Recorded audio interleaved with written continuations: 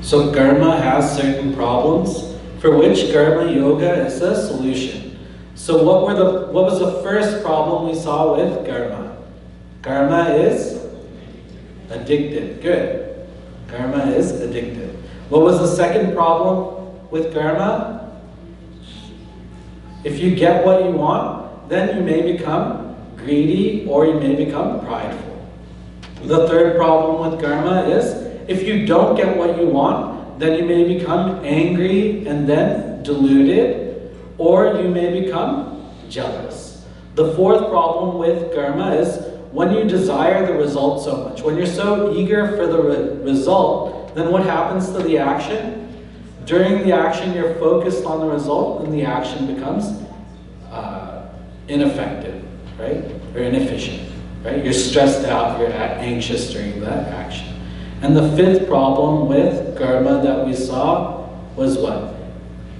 It keeps one caught in the cycle of birth and death. So let us add a few more points to each of these, and we'll continue. We'll go more in depth into the solution, right? So first problem was karma is addictive, right? So many of you must have teenage boys and girls, and they must love this game called as Fortnite, okay? I don't know what this game exactly is, but I hear it all the time, and it must be very popular. Yes or no? Am I out of date, or is this like a currently popular game? It's a currently popular game, right? So the children, they have a desire to play Fortnite, right? So because they have a desire to play Fortnite, what do? They play Fortnite, okay? And when they play Fortnite, they really enjoy that game of Fortnite, and they're very, very happy, right? So desire leads to action, leads to the result. It leads to that joy of playing Fortnite. Yes or no? And then they win the game, or they do really well in the game, they enjoy so much. So then what happens after that is something called a vasana for playing Fortnite increases, right? That link, that very subtle or unconscious link that links joy in playing Fortnite, that link becomes very strong, right? So there's a strong link between playing Fortnite and getting joy. And this vasana, another word for it is tendency or habit, right? So the habit for playing Fortnite increases, right? So they desired to play Fortnite, then they actually played Fortnite, then they enjoyed playing it, and then the habit for playing increased, right? Because the habit for playing increased, the next day, what happens? They desire to play Fortnite again, right? They desire to play Fortnite again. So they desire to play Fortnite again the next day. They play, they enjoy, and the vasana for that increases, right? And then they get caught in that cycle. And they may come home and you may say to them, don't play Fortnite until you do your homework first, right? But what happens? They don't listen to you. They go upstairs in their room and they start playing Fortnite on the computer or on their phone or whatever. Anyway, right? Because that vasana for playing Fortnite is so strong, right? So they get caught up in that, right? Eventually, that vasana becomes so strong, that habit becomes so strong that even if they don't get that much joy out of playing Fortnite, because they're so deep into the habit, they play Fortnite anyway. That's a nature of a habit or even an addiction, right? But at some point they'll get bored of Fortnite. And then what'll they do? What'll they start doing? They'll start playing Minecraft or Roblox or whatever. Okay? So this cycle, what is a cycle? Desire leads to action, leads to result, leads to vasana, and that vasana will spark the same desire, then action, result, vasana, then desire, action, result, vasana. D-A-R-V. Okay? And then going back to D again. Is it clear? Yes. Okay? So this is the first problem with respect to action. Okay? The second problem is that when you get the result that you want, that can lead to pride, right? Why does that lead to pride? When I do the action, naturally I feel that I'm the one that is doing the action. So then I'm also the one who is enjoying the result. So that feeling that I did it is there, and I'm the one who deserves the result. The people that didn't get the result that I got, they didn't deserve it also, and therefore I'm better than those people. Because I did the action, I successfully got the result. Other people who didn't get it, they were unsuccessful. I'm the winner, everybody else is losers, and there are people who talk like that all the time. Right? So that kind of thing is a pride or arrogance, right? So action, even when you get what you want, it can be a problem. Okay? Pride was one of the things. What was the other one? It was greed, right? Come on, y'all can be a little more energetic, happy today. Okay? So pride, the word for pride in Sanskrit is mada. Okay? The word for greed is lobha. Okay? So greed means when you get what you want and then you want more, right? So it could be wanting more possessions, it could be wanting more power, or it could be wanting more wealth, So you're saying I should not want more wealth and more possessions and more power? Does that mean I should not want a promotion at work? No, you should get your promotion and raise at work, because it is your duty to make sure you have enough for your own retirement. It's your duty to make sure you have enough for your children's education. It's your duty to make sure that your children's wedding and marriage and everything is all paid for. So you must go for your promotion and raise and everything like that. So don't think being greedy means, just only having what I have now. You have so many duties and needs that you need to fulfill. So don't think that fulfilling those is greed. But at what point does it become greed? Two things transform proper action into greed. Whenever I do something wrong, I cheat, I steal, I fudge numbers, I take credit for work that's not mine. Whenever I do that to advance myself or make more money, then that is indicative of greed, right? So that's the first thing. The second thing is, what? I wrote it down. Okay. The second thing is when you neglect your duties, in order to get more, right? So you become so involved in getting your raise and promotion at work that you're not very involved in your own children's or wife's life.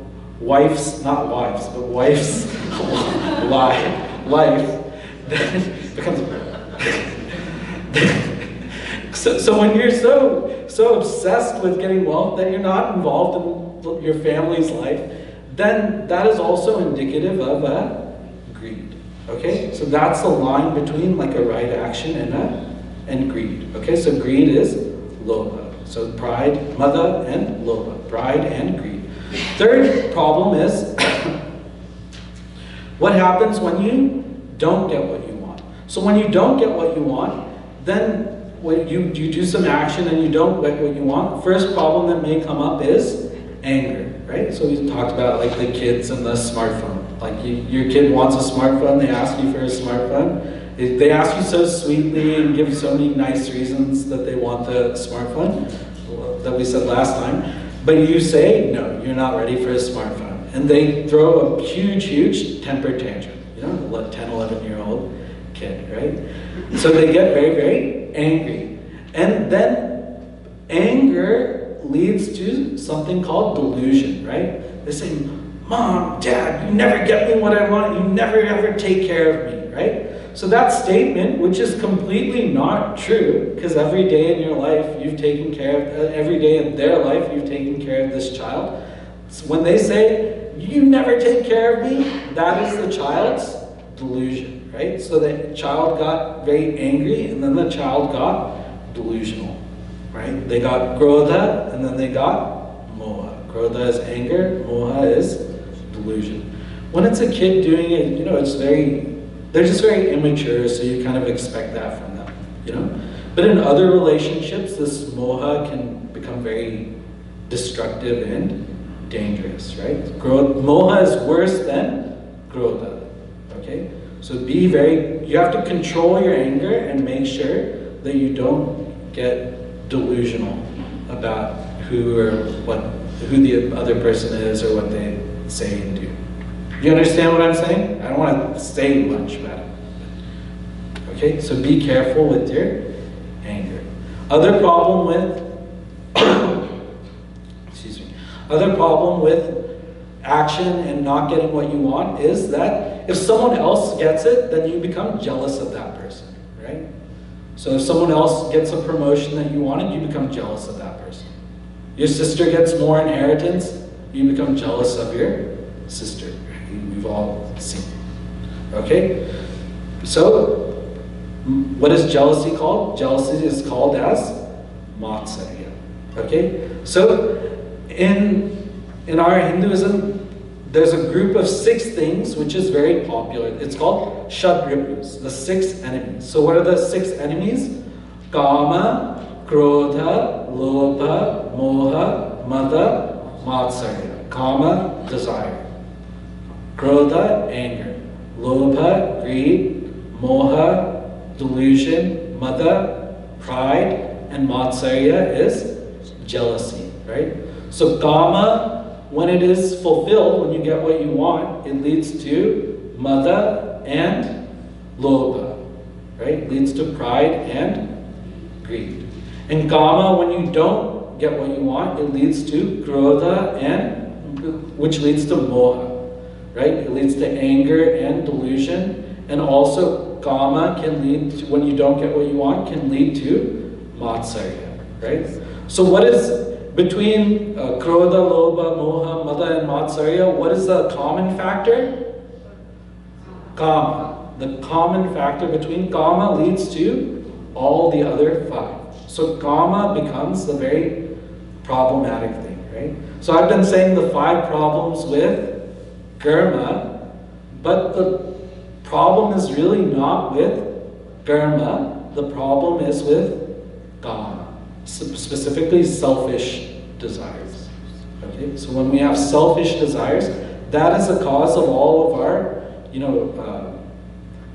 problems that we have in the mind. I don't want to say mental problems because that has a more clinical kind of thing. So whatever problems we have in our mind, that is due to, the source of all of it is gamma. Is that clear? So I wanted to make that point clear. Then the fourth problem with action was that whenever we're so eager for the result, during the action, we're either distracted by the result. So like, I'm in a competition or whatever, and I'm so eager to win the prize of the competition that while I'm competing, I'm thinking about the prize. And then my mind is distracted, right? Yes or no? Then my mind is distracted by the prize. So then what happens? Then my action becomes inefficient, right?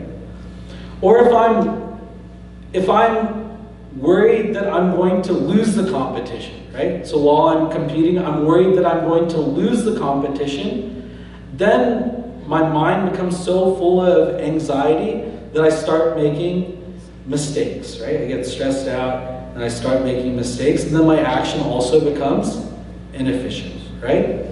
What did I say? Keep your mind where your hands are, correct? Keep your mind where your hands are. Don't think about the result, think about doing the action. Okay, so that was the fourth problem with action. The fifth problem with action is that action keeps you caught in the cycle of birth and death. Whenever you do good action, you get a punya. And that punya, by its very nature, eventually has to give you a sukha, a result, which it'll be, for punya it'll be sukha, right? So action leads to, punya leads to sukha, right? Now that punya, it may not give a lot of times it'll give the sukha in this lifetime, but a lot of times also it'll give the sukha in a future lifetime. So if the punya doesn't give the result in this lifetime, that means you'll have to die and be born again to experience that punya in the next lifetime, right? Which means that if you're born in the next lifetime, you'll also have to die in that next lifetime. And in that next lifetime, it's not like you're sitting doing nothing, you're doing actions in that lifetime too. So in that lifetime, you'll have done actions that'll have given punya that'll lead to another future life. And like on that keeps going. You'll have to keep being born and keep dying also, right? How many times do you want to die? How many times do you want to die? Once? 0. Okay? I'm not saying what is possible, but how many times should you want to die? You should want to die 0 times, okay? So, but we keep doing this action, which is the cause of so many future births and deaths. Papa works the same. You do a bad action, you get a papa, and that papa will lead to dukkha. Some of that dukkha you'll experience in this life. Some of that dukkha you'll experience in a future life. Okay? So you'll keep having to die to experience that dukkha. And the thing is, you won't, if you do the bad action in this life and you don't get the dukkha until a future life, in that future life, you won't know why you're experiencing that dukkha. You'll just think that I'm so unlucky, or God hates me, or whatever, because you won't understand the connection between your current suffering and what you did wrong. Does it make sense? Okay, so you're caught in the cycle of birth and death. Okay, so what is the solution? The solution is karma yoga. Should we review the problems just quickly one more time so it's stuck in our head? I know I repeat a lot, but that's just a tactic to make it stick in your head. Okay? So, first problem was action is addictive in nature. Because you have a desire that leads to an action, that leads to a result, which leads to an increase in a habit or vasana, and that increase in the habit or vasana makes you have that desire again, which gets you caught back up in the cycle. Right? What's the first step in the cycle? Desire. What is the second? Can everyone say? What is the second step in the cycle? What is the third step in the cycle? What is the fourth step in cycle? And what is the fifth step in cycle? Desire. Okay, the fifth / first step in the cycle. Okay, good. Okay, second problem is you get what you want. You have mada, pride, or lobha, greed. Third problem is you don't get what you want. You get anger, which can lead to delusion, krodha leading to moha, or you get matsarya, jealousy. The fourth problem was eagerness for the result creates stress during the action, which is inefficient. Okay? And then the fifth problem with action is it keeps you stuck in the cycle of birth and death. Clear? Okay.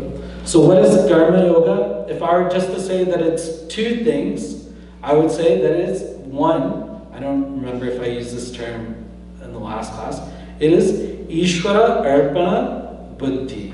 Ishvara means Lord. Arpana means offering.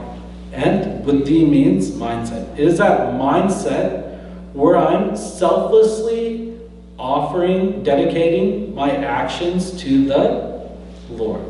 Okay? I'm prioritizing the Lord's happiness over my own happiness. I'm selflessly dedicating my actions to the Lord. Okay? Ishvara Arpana Buddhi. Okay? Second aspect is Prasada Buddhi. So Prasada Buddhi means that whatever, after I've offered my actions selflessly to the Lord, whatever result the Lord decides, I accept that as Prasada. I accept that this is the right result. This is what the Lord thinks is best for me. So this is Prasada Buddhi. So first one is Ishvara Arpana Buddhi. Can everyone say Ishvara Arpana Buddhi? And second one is Prasada Buddhi. Say Prasada. Prasada Buddhi. Okay? So these are the two things. But let us go more into depth. So I have another list of 5 things. Then after that, I'll have another list of 5 things. It's a 5-5-5 kind of deal. I think there was a Domino's 5-5-5 pizza deal a long time ago. 3 medium pizzas for $5 each. Okay, so 5-5-5. Okay, so what is the second set of 5 things? First one is that one should have a sense of gratitude. You know, our feeling is that so many of the things, so many of our possessions, our house, you know, our spouse, our children, you know, our position in work, so many things, we feel that we have put forth the effort. And because we have put forth the effort, that we have gotten these things. And to some extent, that is true. It is through our effort that we're able to get so many things. However, our ability to put forth an effort was dependent on the work and the grace of so many other people and the Lord. You understand? Even though it seems directly like our work is what makes us gain so many things, but our effort, our ability to do the effort was not something that we generated by ourselves, right?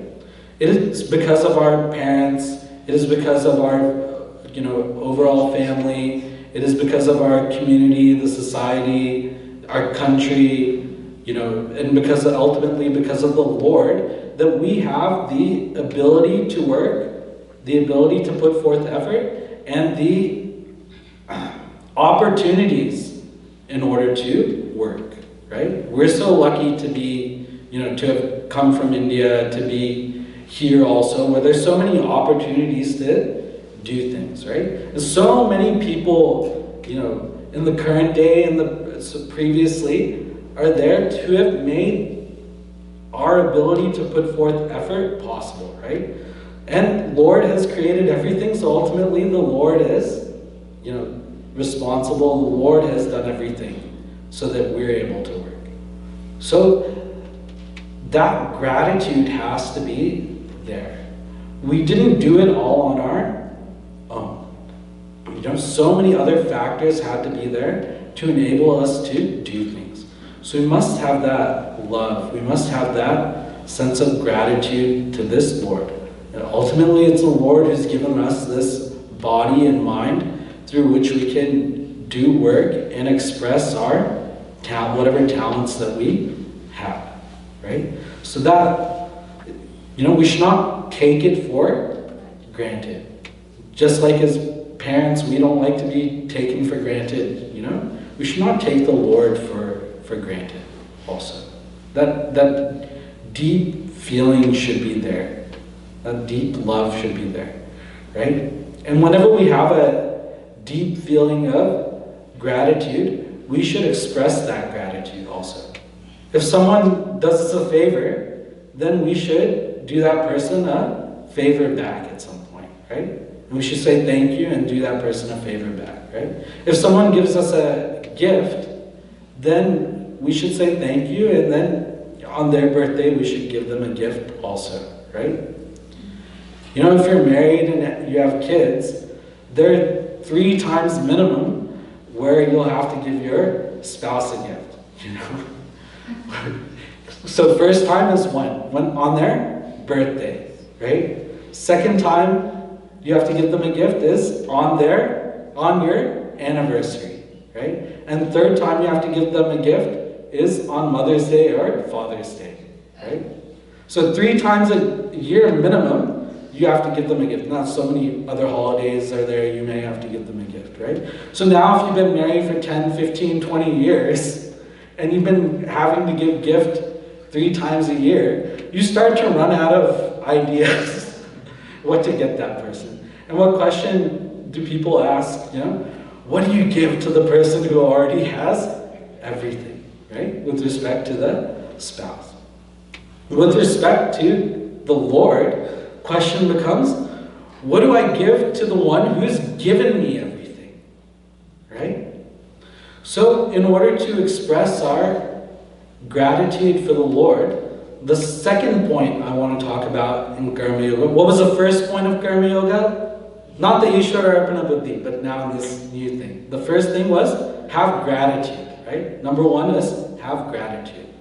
But in order to express that gratitude for the one who's given me everything, what we do is we dedicate our actions in order to make the Lord happy. I prioritize the Lord's happiness over my own happiness, right? So the Lord has given me this body, Lord has given me this mind.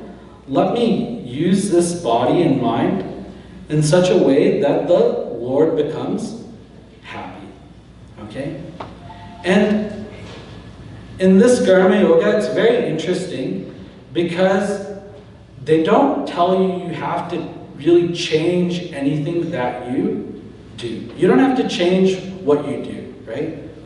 Because for most of us, 90% of the things that we do are things that we have to do, right? So you don't have very much margin to change the things that you do anyway, right? So you don't change what you do, you just change the attitude with which you do it, right? So we have to do certain, we have to eat, we have to sleep, we have to exercise, we have to go to work, we have to come back from work. Some people don't forget that, you know? We have to make sure that the children are taken care of. We have to drive them here and there to all their 17 activities that they have every week. They have to, what else? So many things that we have to, so many social obligations, other family obligations that we have. So there's so many, hundreds of responsibilities that we have, so many things that we have to do. But the attitude with which we do it, that is what has to change, right? So like in eating, what is our normal attitude with eating?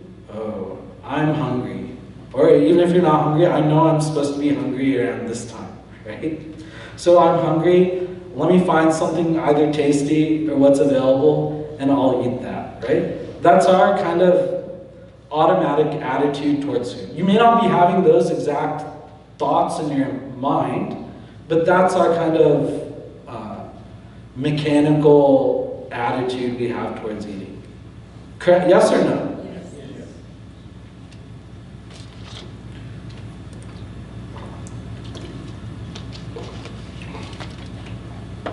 But with a Karma Yoga attitude, it changes a lot, right? Because then the feeling is, God has given me this body.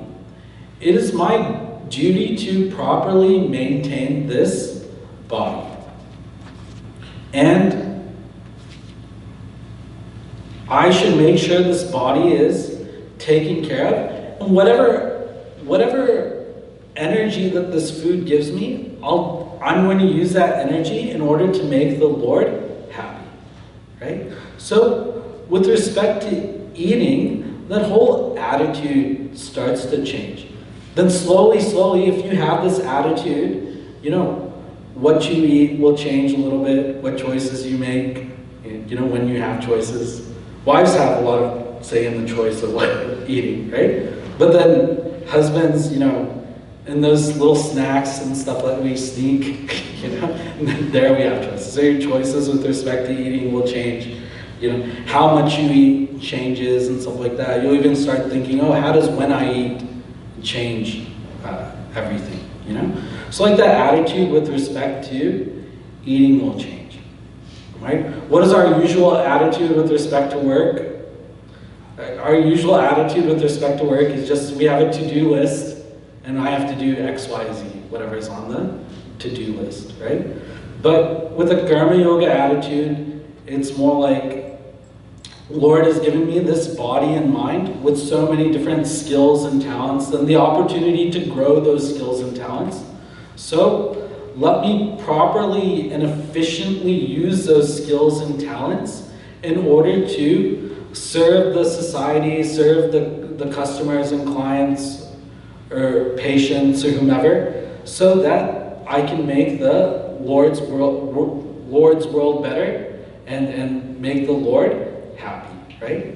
So that attitude of Karma Yoga towards work, that changes how we act, how we behave. Yes or no? Yes. It's a very different kind of perspective to look. I don't know what I'm forgetting to say, or if I'm forgetting to say something. But I think I said what I wanted to say, right? So that attitude of Karma Yoga shifts things. It's not just that you're knocking things off a list, right? You still have to get those things on that list done. But the attitude with which you do it brings such an inspiration, brings such a motivation, brings such a change in attitude that the things will just fly off that list automatically. Okay? So that is that Karma Yoga spirit. You're doing it to make the Lord happy, right? And so that's a second thing. First thing was have that spirit of gratitude. Second thing is dedicate the actions to the Lord, to make the Lord happy, right? Then the third thing is whenever you're trying to make the Lord happy, then you're going to do the best that you can. So number 3 is you do your best, right? So it's like if your son is in college and then they come home from college, right? And the mother will want to make that son his favorite food, his favorite dosa, right? And she knows exactly how crispy to make that dosa. She knows exactly, which bodhi the son likes. She knows exactly how much ghee she should put there. She knows very, very exactly what the spice level should be of the sambar also. Yes or no, right? And with so much love, she makes that dosa, and effortlessly, that mother does her best. Usually we think do your best means, I'm sweating so much and putting forth so much energy and muscle into it and everything. But like when we really have that love so deeply in our heart, then effortlessly we do our best. So number 3 is we do our best. So we have gratitude which makes us dedicate our actions to the Lord. And then automatically we do our best, and that makes the action effortlessly also. That love makes action more effortless, right? And when we do our best, then what happens is we don't become so caught up in the result, right? Because doing our best means I couldn't have done anything else to make the action better. And when I couldn't have done anything else to make the action better, then if a result that's not what I had planned comes, I'm okay with that, because I couldn't have done anything else. Does that make sense? If I couldn't have done anything else and the not good result comes, then, whatever, I couldn't have done anything else, right? I have to take my family to the airport to go on some trip. So all the bags are packed the day before, even all the chargers and toothbrushes are properly packed and ready to go. All the bags weigh exactly 50.01 pounds, which they'll let it slide, So all the bags weigh 50.1 pounds, Everyone is bathed on time, everyone is eaten, and all the children have gone to the bathroom before we have to go. And the car is packed properly, and everyone's in the car and in the car seats and everything like that. And we get to the airport exactly on time. All the check-in stuff goes smoothly. All the security stuff goes smoothly. We get to the gate, an hour and a half before. We say, oh, let's go get something at the food court. Let's get Amy's Ice. Such fun places we have to eat in our Austin airport. Amy's Ice Cream, this taco place, that taco place, And we all have something to eat. And then we go to the gate, and then we see what? Flight canceled. Not delayed, canceled. So canceled means either you have to wait till the next flight or you go back home, right? You did everything that you could to be on time and ready for that flight. But something out of your control happened and you couldn't make the flight, You should not be now we think that's situations where we're the most frustrated, right? Why should you be frustrated? You didn't do anything. Either whether it was a certain way or airlines didn't know what they were doing, So why are you frustrated? So no problem. Okay, you didn't get the result that you wanted, but you should be happy you did everything the way that you were supposed to do. Okay, so that was the fourth thing. What is the fourth thing? Fourth thing is, when I did everything that I could, when I did my best, then I should not be stressed during the action. Okay? Fifth thing is what? Fifth thing is, when I've done my best and when I've done it out of a spirit of love for the Lord, then whatever result the Lord gives, that is actually what is best for me. Okay? So how many times is it, we'll see this in people's life. They're working some job, and then the company has some setback, and they get laid off from that job. And getting laid off, fired, or whatever is a very stressful, horrible kind of situation. And the market is down, so months and months they look for a job, and they're not finding a job. And finally they have to do something. So what does that person do? They become a consultant. They start their own business. The market picks up a little bit. And what do they find? Whatever they were making at that job they got laid off from, as a consultant, they're making 3 times more. Okay? Why should I only say 3 times more? These consultants make a lot of money, right? At your corporation, you probably work alongside. If you knew how much the consultant was making, you would flip. You would quit your job and be a consultant. Maybe they're making 5 times more than what they're making at the previous job, right? But what had to happen in order for you to become a consultant? You had to get laid off first, right? Otherwise you wouldn't have had that motivation or impetus to become a consultant. Have you seen this happen, or can you imagine this happening to people? It happens all the time. It happens more than what you think, right? Or you're a kid, you've done really well in high school, and you apply to get into this college that you really want to go to, maybe like an Ivy League college or something like that.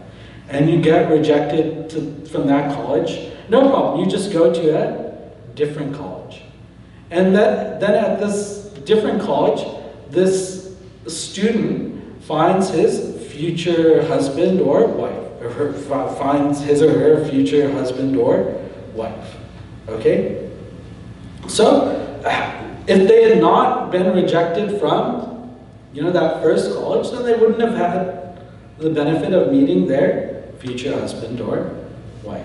Does it make sense? So God really knows what is best for us. Even though something may be seeming to happening bad right now, that may actually be an opportunity for something really much better to happen later. Okay? So this is the 5th aspect of Karma Yoga. What was the first aspect of Karma Yoga? Sense of gratitude. Very good. Why can't everybody say it? What's the first aspect of Karma Yoga? Very good. What is the second aspect of Karma Yoga? Dedication. Selfless dedication of actions to the Lord. Okay? What is the third aspect of Karma Yoga? Do your best. Okay? What is the fourth aspect? Don't get dejected. Accept the result as coming from the Lord. And 5th aspect was know that the Lord knows what is right for me. Okay? So these are the 5 aspects.